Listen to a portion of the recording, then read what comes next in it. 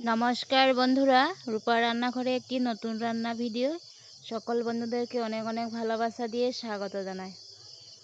আজ আমি বন্ধুদেরকে খুব কম উপকরণ দিয়ে সয়াবিন রান্না করব, সেটাই শেয়ার করব। সয়াবিন ধুয়ে নুন হলুদ মাখিয়ে নিচ্ছি, টুকরো টুকরো করে কেটে নিয়েছি, কেটে নুন হলুদ মাখিয়ে নিচ্ছি। আলু সিদ্ধ করে কেটে নিয়েছি, আর এখানে দেশি টমেটো রয়েছে, টমেটোর বীজগুলোকে বের করে দিয়েছি। এখন সয়াবিনটাকে ভেজে নিব।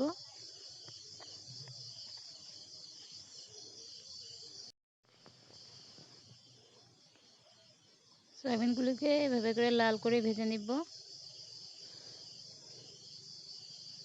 দেখুন, সয়াবিনটাকে লাল করে ভেজে নিয়েছি, এখন তুলে নিব।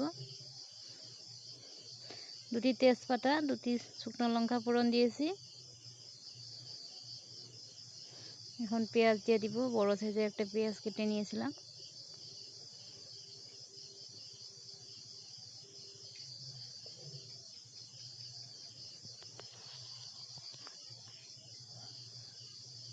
এখন সিদ্ধ করে কেটে রাখা আলুগুলিকেও দিয়ে দিচ্ছি, দিয়ে অল্প সময় ভেজে নিব।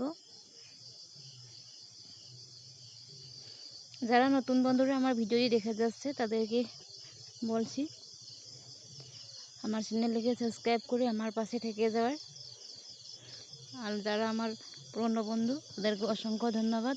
আমি প্রত্যেকদিন বন্ধুরা ভিডিও দিতে পারি না, কাজের খুব চাপ, তাই শরীরটা খুব একটা সুস্থ ছিল না। পরিমাণ মতো নুন আর হলুদ দিয়ে দিচ্ছি।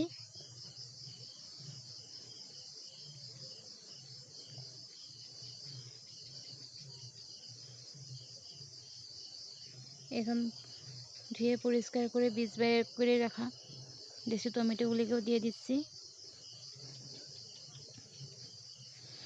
টমেটো আর আলুটাকে খুব ভালোভাবে ভেজে নিব। সামান্য পরিমাণে জিরা গুঁড়া, লঙ্কা গুঁড়া আর দুটি কাঁচা লঙ্কা কেটে দিয়েছি।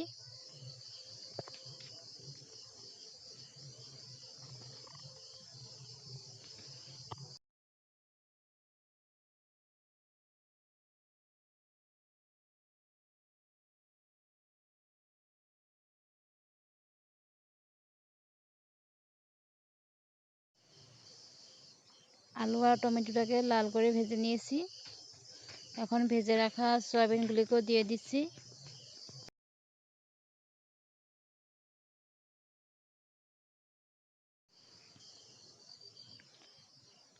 আলু, টমেটো আর সয়াবিন খুব ভালোভাবে ভেজে নিয়েছি। এখন পরিমাণ মতন জল দিয়ে দিচ্ছি। ঘরে কিছু না থাকলে এইভাবে আলু, সয়াবিন, টমেটো দিয়ে রান্না করে খাওয়া যায় বন্ধুরা। ঘরে যা কিছু উপকরণ থাকে সে দিয়ে এইভাবে রান্না করা যায়, খুব বেশি উপকরণের প্রয়োজনও হয় না।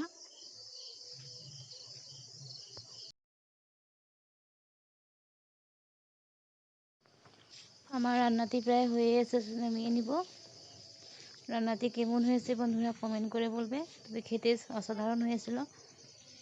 আর যারা এখন পর্যন্ত স্কিপ না করে ভিডিওটি দেখে যাচ্ছে তাদেরকে অসংখ্য অসংখ্য ধন্যবাদ আমার পাশে আর সাথে থাকার জন্য।